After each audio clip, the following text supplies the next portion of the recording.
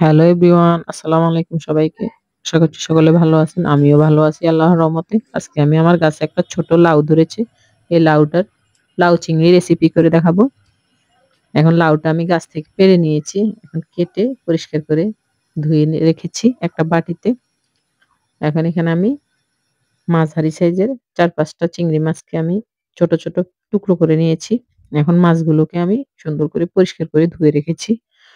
এখন আমি ভাজতে দিয়েছি। কড়াইতে একটু তেল দিয়ে এবং মাছের মধ্যে একটু লবণ হলুদ মাখিয়ে আমি মাছগুলো এখন ভালোভাবে লাল, লাল করে ভেজে নিব। যেকোনো মাছ কিন্তু ভেজে রান্না করলে সবজির টেস্ট অনেকটা কিন্তু বেড়ে যায়। যেকোনো মাছ অবশ্যই আপনারা ভেজে রান্না করবেন। ভেজে রান্না করলে খেতে কিন্তু খুব টেস্টি হয়। এখন আমি মাছগুলো ভাজা হয়ে গেছে। আমি এই পর্যায়ে মাছগুলো আর উঠাবো না। এখন এখানে একটা পেঁয়াজ কুচি করে দিয়েছি যেহেতু আমার লাউ অল্প পরিমাণে হবে।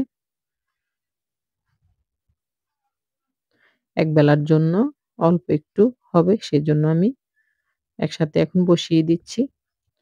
২ টো কাঁচামরিচকে ফালি করে কেটে দিয়েছি। এখন একে, একে আমি সব মসলাগুলো দিয়ে দিব। অবশ্যই চুলার হিট লো হিটে রাখবেন না হলে সবগুলো পুড়ে যাবে। এখন আমি ১/২ চা চামচ লবণ দিয়ে দিলাম।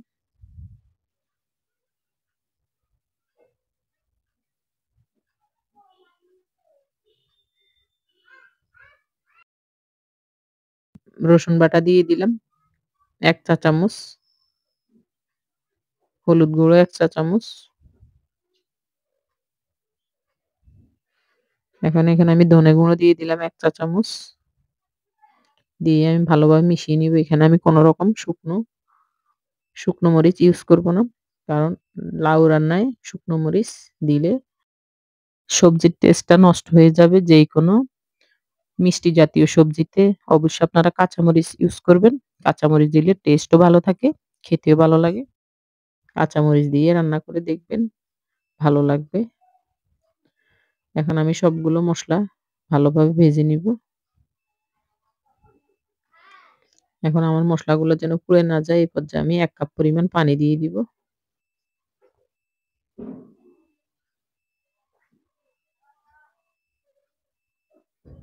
লাউ রান্নার সময় অবশ্যই আপনারা কাঁচামরিচ দিবেন। তাহলে লাউটা অনেকটা টেস্টি লাগবে, ঝাল লাগবে না। এখন এখানে আমি ১ কাপ পানি দিয়ে দিয়েছি যেকোনো সবজিতে। সব সবজিতে কিন্তু ঝাল দেওয়া যায়। লাউ সবজিটাতে ঝাল দেওয়া যায় না। এতে এটার টেস্ট নষ্ট হয়ে যায়। এখন পানিগুলো একটু বলক ওঠা পর্যন্ত আমি অপেক্ষা করব। একটা ঢাকা দিয়ে দিলাম। দেখেন ২ মিনিট পর আমার চিংড়ি মাছগুলো কষানো হয়ে গেছে। এখন এই পর্যায়ে আমি লাউগুলা দিয়ে দিব। দেশের দেশি একবারে তাজা লাউ আমার গাছের লাউ যেহেতু অল্প হলেও খেতে অনেক তৃপ্তি লাগবে যেহেতু নিজের হাতের। টবে একটা শখ করে গাছ লাগিয়েছিলাম। ওই গাছটা থেকে ছোট্ট একটা লাউ পেয়েছি। তাও আলহামদুলিল্লাহ ছোট একটা লাউ ধরেছে।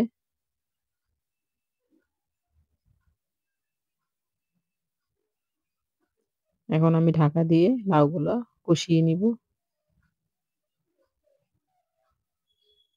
দেখেন আমি চুলার হিটটা একটু বেশি ছিল সেজন্য লাউগুলো পানিটা শুকিয়ে গেছে। আধা সিদ্ধ হয়ে গেছে লাউগুলো। এই পর্যায়ে আমি ১/২ কাপ পরিমাণে পানি দিয়ে দিচ্ছি। না হলে লাউগুলো একবারে শুকনো, শুকনো হয়ে যাবে। লাউতে একটু ঝোল না থাকলে আসলেই ভালো লাগবে না।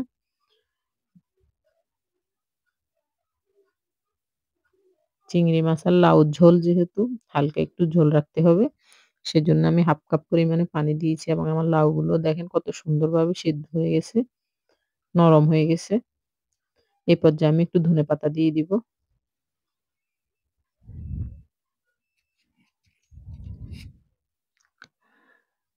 বাসায় এভাবে একবার হলেও রান্না করে খেয়ে দেখবেন। লাউ চিংড়ির তরকারি। আশা করছি ভালো লাগবে। এখন আমি একটা প্লেটে পরিবেশনের জন্য নিয়ে নিচ্ছি। ভিডিওটি ভালো লাগলে অবশ্যই লাইক, কমেন্ট, শেয়ার করবেন এবং আমার চ্যানেলটিকে সাবস্ক্রাইব করে দিবেন। পাশে থাকা বেল আইকনটি অন করে দিবেন যেন নিত্য নতুন ভিডিওগুলো আপনাদের মাঝে সবার আগে পৌঁছে যায়। আল্লাহ হাফেজ।